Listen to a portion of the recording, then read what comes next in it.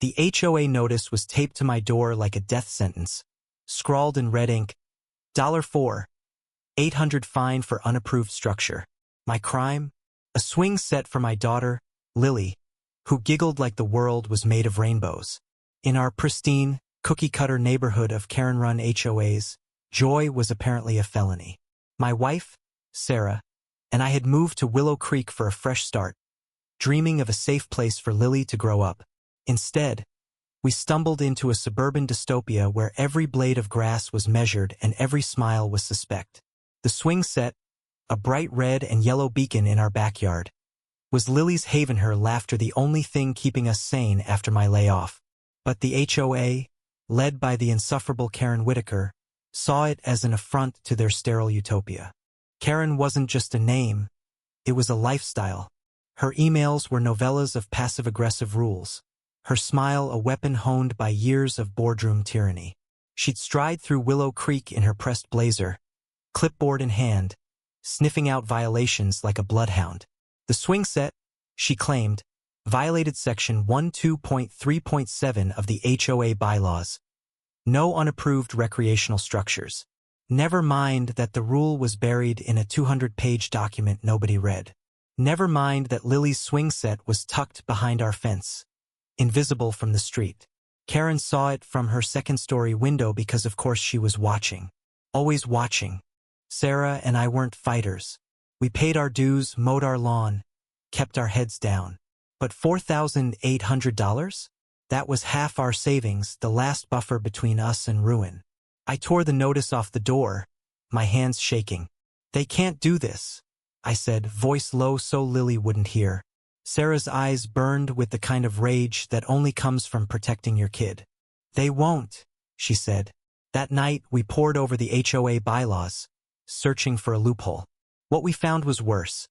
The HOA had a history of bullying residents into compliance, fining people for everything from unauthorized flower beds to excessive holiday lights. One neighbor, Mr. Jenkins, had paid $10,000 for a shed he never built, just to avoid a lawsuit. The HOA wasn't just strict, it was a racket. The next morning, I marched to Karen's house. The notice crumpled in my fist. Her manicured lawn screamed control, every shrub trimmed to military precision. She answered the door in yoga pants and a fake smile. "Tom, how lovely to see you," she purred, as if she hadn't just gut-punched my family. I held up the notice. "This is insane, Karen. It's a swing set. For my daughter." Her smile didn't waver. "Rules are rules, Tom. You should have submitted a request. The fine stands." I felt my pulse in my temples. "We can't pay this. You know that." She tilted her head, feigning sympathy. "Then I suggest you remove the swing set, or we'll lien your house." She shut the door, leaving me standing there like a fool. Sarah was done playing nice. "We're not tearing it down," she said that night, her voice steel. Lily was asleep, clutching her stuffed bunny, unaware her world was under siege. Sarah's plan was bold. We'd rally the neighbors, expose the HOA's abuses, and fight the fine in court if we had to. I was skeptical. Willow Creek was a neighborhood of conformists, people too scared to rock the boat. But Sarah had a fire I hadn't seen since we were newlyweds. She printed flyers, knocked on doors, and built a group chat called Willow Creek Rebels. To our shock, people responded. Mr. Jenkins shared his shed story. The Garcias admitted they'd paid $2,000 for a non-compliant mailbox. Even shy Mrs. Patel, who never spoke at meetings, whispered about a $5,000 fine for her son's basketball hoop. The HOA wasn't just fleecing us, they were bleeding the whole neighborhood dry. The confrontation came at the next HOA meeting, a sterile affair in the community center. Karen stood at the podium, flanked by her lackeys, Greg and Linda, both sporting the same smug grin. The room was packed, a rare sight. Sarah had rallied over 30 neighbors, their faces a mix of fear and defiance. I stood up first, my voice shaky but loud. "This HOA has been extorting us for years. Fines for swing sets, mailboxes, shed sets theft, plain and simple." Karen's smile twitched. "Tom, you're out of order. Sit down." But Sarah was already on her feet. No, you sit down, Karen. We've got proof your fines are arbitrary, your rules are vague, and you're profiting off our misery. She held up a stack of documents, copies of every fine issued in the past 5 years, obtained through a public records request. The room erupted in murmurs. Karen's composure cracked. This is slander, she snapped, slamming her gavel.